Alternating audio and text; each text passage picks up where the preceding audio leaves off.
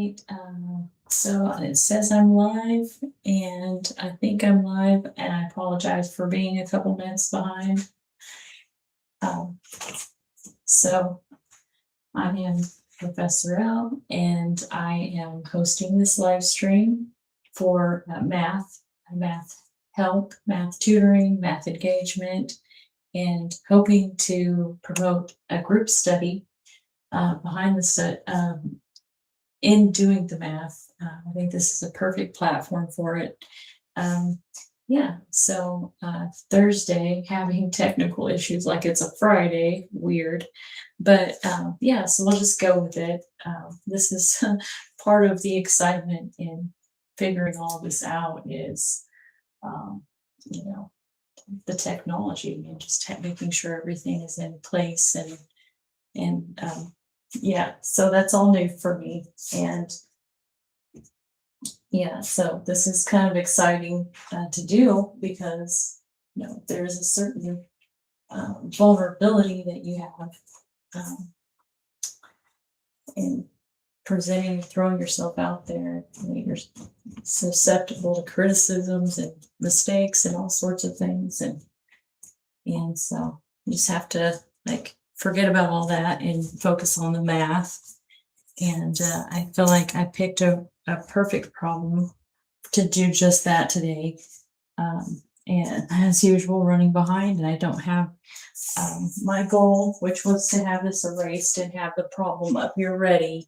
But with technology, we can just fast forward through all that.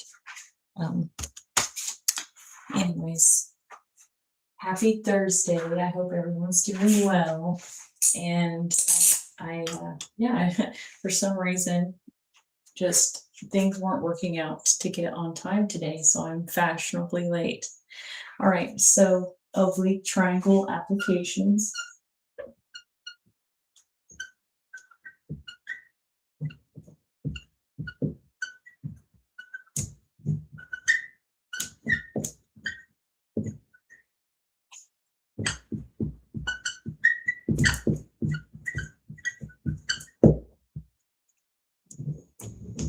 And really, I wanted to be off this subject. However, I found another problem, and so it's a good subject, and I really like these applications. And it shouldn't be too hard to write out. I'm going to try to write it out. Let's see if I can get a good marker. This one. See, if I was really good at this, I would have all this prepared. I wouldn't have test markers on my live stream. But this is not my main gig yet. So this is just a little side thing I've started to try to use my math maybe to help others. All right. So it says, this is the best one I have right now. So it says at 1 p.m. the train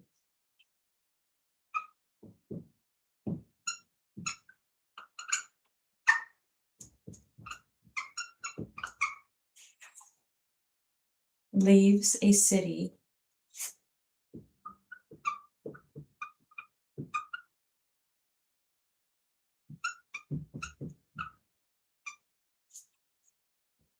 and should we make up a city?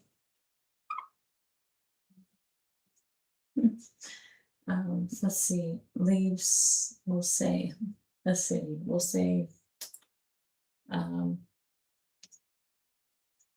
about Las Vegas?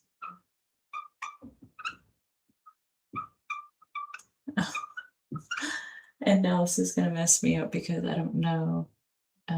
That's okay. See if this works. We'll just put L. We don't know what city this is. Las Vegas.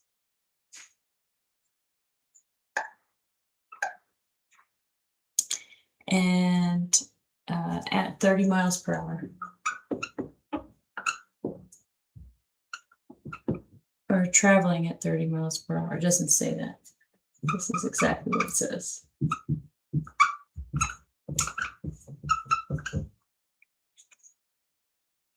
and it says in a direction due east.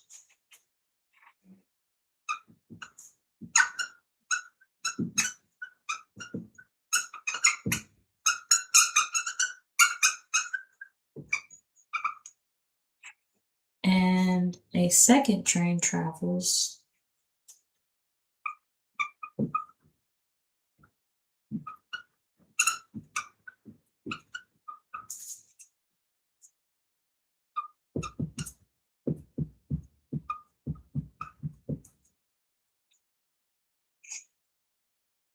from T in the direction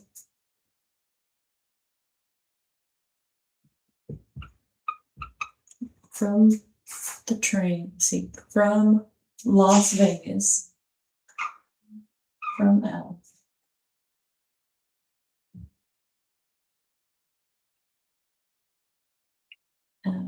In the direction, gives us a direction.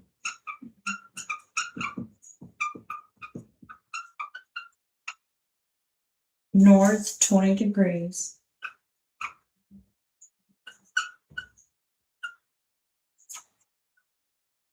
West. So we've got another bearing at 40 miles per hour.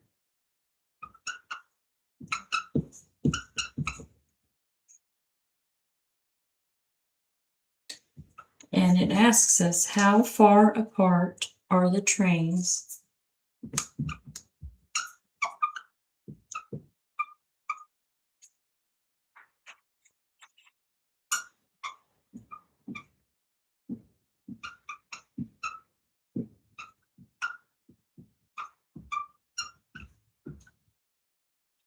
after or at the end of 2 hours?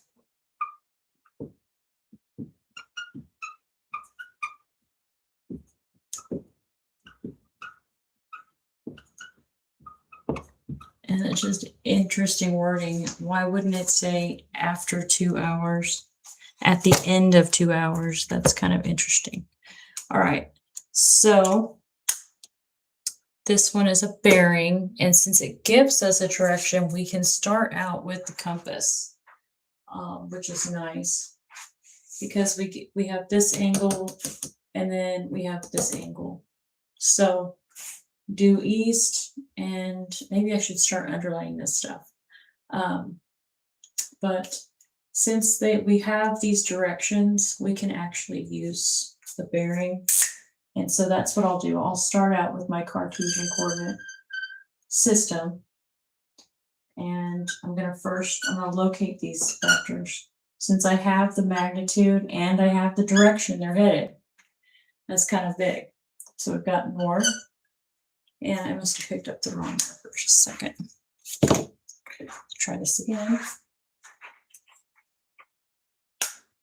So we have north, south, east, and west. And I'm just going to draw a vector because it says due east. And so I'm just going to use the origin. We'll say that's L. There's my city.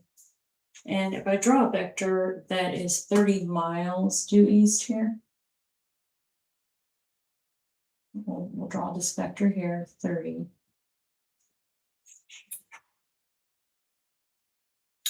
And so this is the first train 1. And then we have, it says north 20 degrees west. So when you're drawing your bearing, remember it's always out of the north or the south, depending. If it's northeast, we're going to draw it in this quadrant. If it's in the northwest, we're going to draw in this quadrant here. So we have a 20-degree angle drop out of the north. That's what it's saying. So let's see. If we split that up 20, so it's probably like about right here, I'm guessing. And so I'm just sketching in a rough sketch this vector of this second train. And it said it was moving 40 miles per hour. So we're going to draw a vector 40 miles, slightly longer than 30. like 30 plus 10 more miles. And then what we have is we have a way of figuring out. So what we're looking for is this resultant vector. So we have this, it's a standard angle of 20 degrees, or I guess the reference angle here is going to be 20. But we have to add 90 degrees, this entire quadrant, to it to find that extended angle. So what we end up with here is a triangle. Let's draw this triangle. It's an oblique triangle. It does not have a right angle in it. And we'll say this is going to be our angle alpha.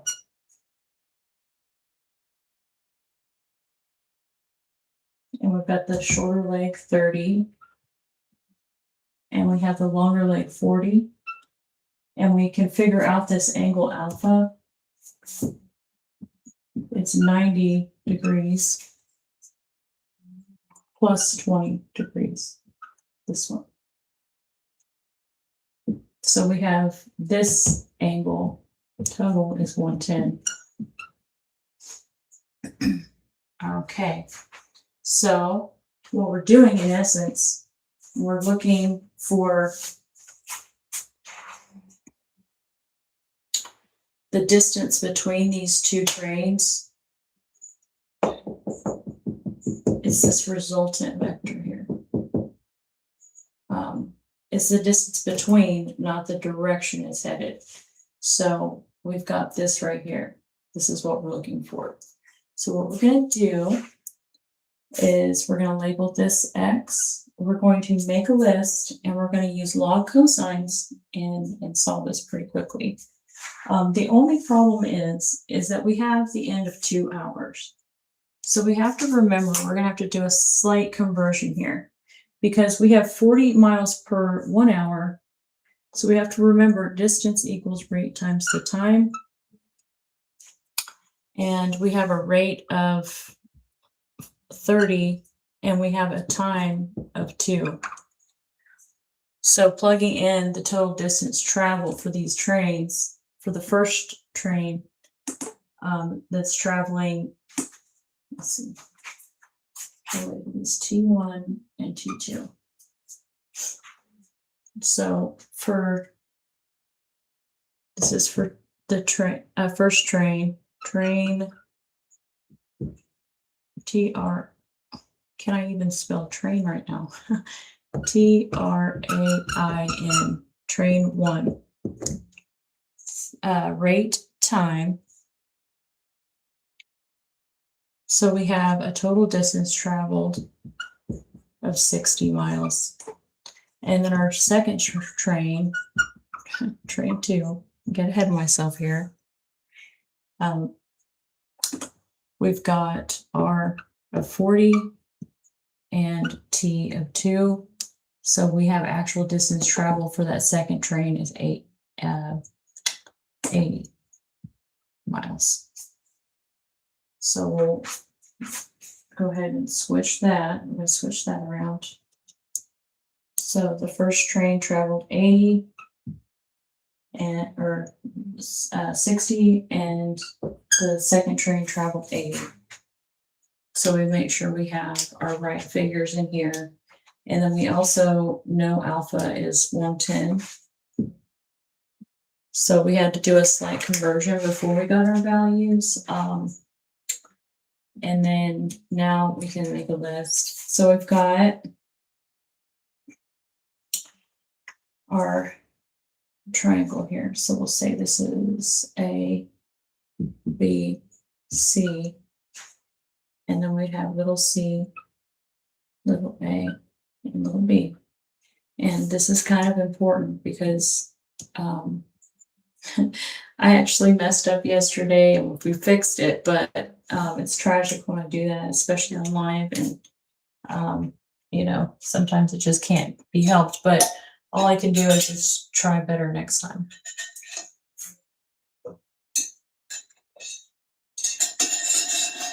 And I realize how loud my water is. I'm gonna try to get a more quiet water because it's kind of obnoxious, I think.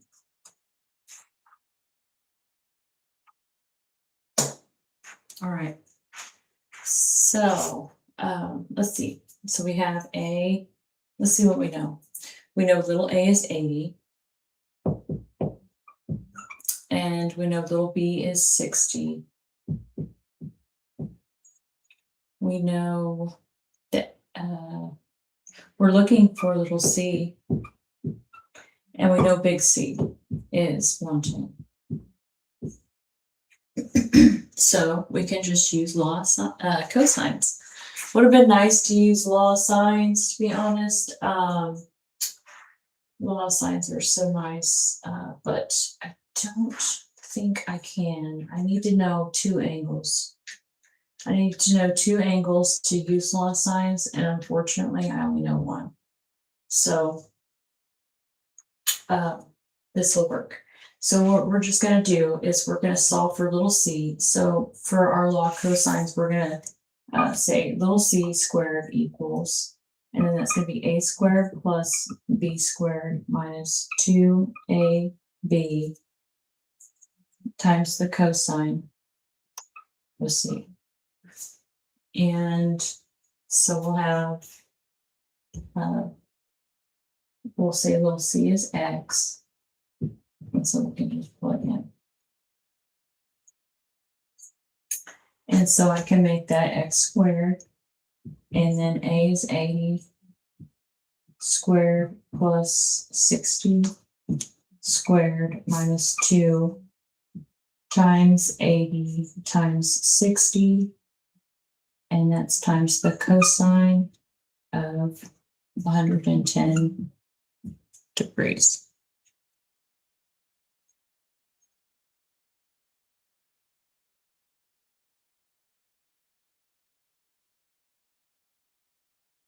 All right, so in solving this, really, you're just going to take the square root of all of this. You could just enter this into the calculator like this. You'll get a positive and negative. You're only going to take the positive because you can't have negative distance. You can only have a negative direction. You can't have negative distance, so it's just they consider it arbitrary or redundant. Anyway, you just take the positive of the square root, but you could plug all of that in your calculator at once if you wanted to. We'll go ahead and work this out just for fun. I intentionally did not pick a very long problem. So hopefully that will help me to not stress about time and get in too big of a hurry, because I realize that for people that are in a big hurry, they can just speed up the time in the settings if they want to. So 80 squared. And so we've got the square root of 6,400 plus 60 squared, which is 3,600.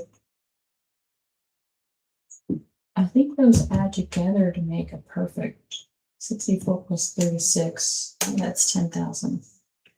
Cool. Minus 2 times 80 times 60.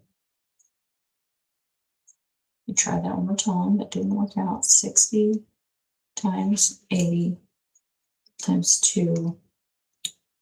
96 minus 9,600.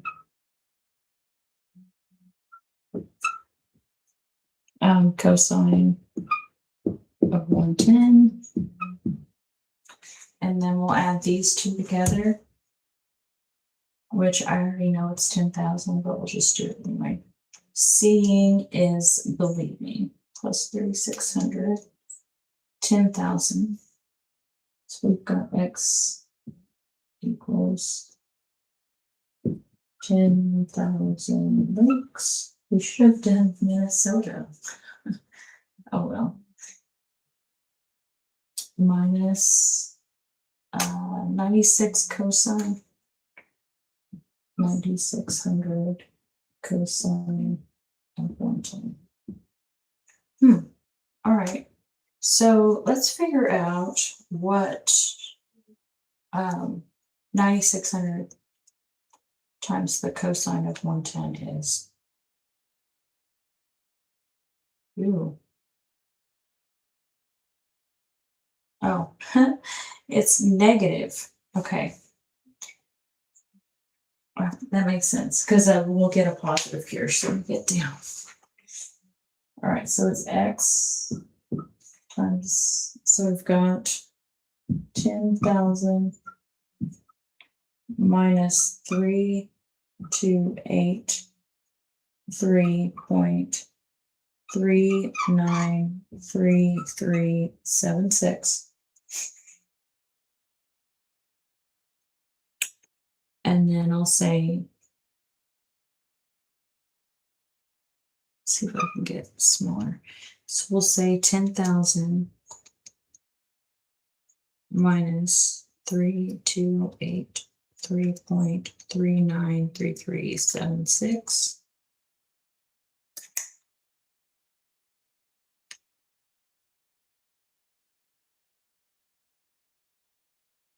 is the square root of positive 6716.606624. And in this step right here, if you get a negative square root, you've made a mistake because you won't have a negative square root that's a complex number, which I haven't really covered in these streams yet, but maybe I should. 6716.606624. I'm getting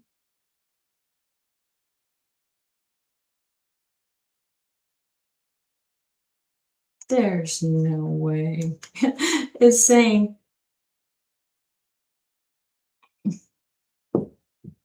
maybe I made a mistake somewhere because this is not correct. 81.95. So let me go back and figure out if I would have just plugged it all into the calculator at once, it probably would have given me an accurate. I made a mistake somewhere. All right, so I'm just going to plug it all in real quick and make sure. 80 squared plus 60 squared minus 2 times 80 times 60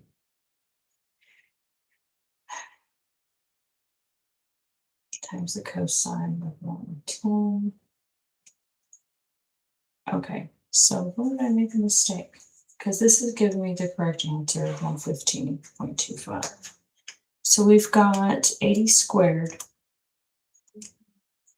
See, the more steps that you do, the more likely you're introducing human error. And it's probably just like one small digit or something. But I'm only 23 minutes in, so I don't mind like making sure. So maybe I'll just do all of this real quick and see if it doesn't give me the same answer.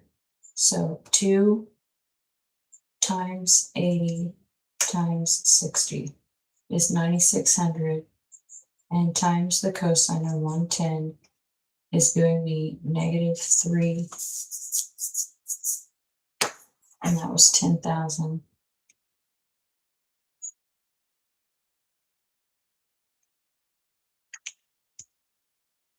Okay, so that was 3283.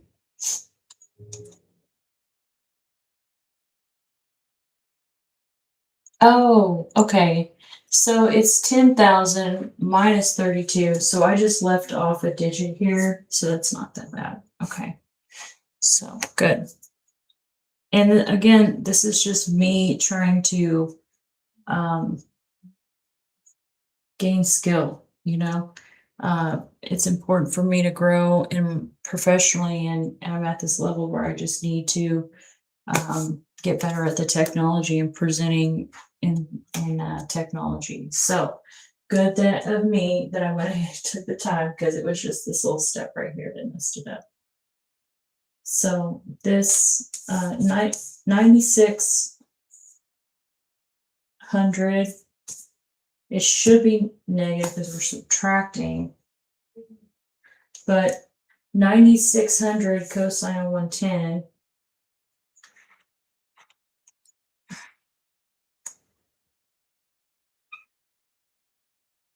Wait a second. If we're subtracting a negative, wouldn't we end up adding? Yes, okay. All right, so it's a negative 3283.39933. Boy, that is easy to do. Just leave off a negative and then see what happens. Get the wrong answer. All right, and then a hard time too. There's just one line. Getting a little ahead of myself. All right, 7, 6 here. All right. So two negatives make a positive. So what we're doing is we're adding these two values. So this becomes 10,000 plus 32 or 3283.393376. All right. So then when we add them together, you're going to get the square root of both of those, which is square root of 13, 283.39338. And that is approximately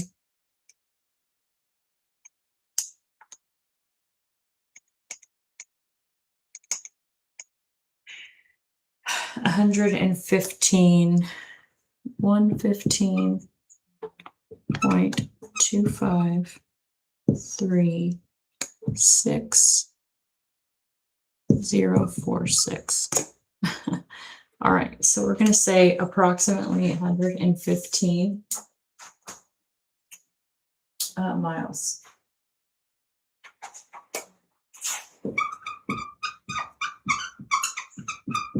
We can abbreviate approximately, so let's type it out.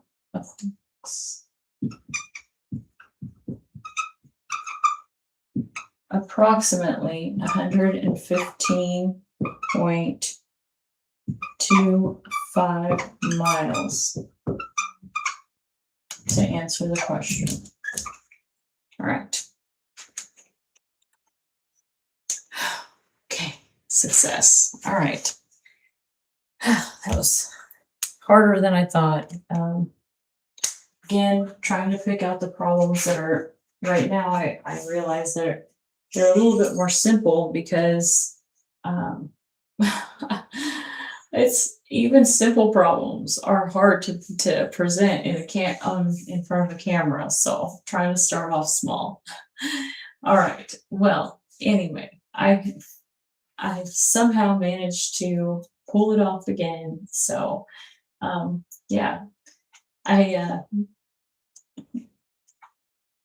don't know if I'm going to be presenting any more oblique triangles. We'll try to figure something else out. I don't know. I'll sleep on it. I'm just kind of like taking this day by day and trying to present random topics. And so, yeah, somehow I'm not bored with the subject yet, but there's a lot of other bigger math. So at some point I want to get into solving trigonometric equations and yeah, proving the trig identities, because those are proofs that I can actually do.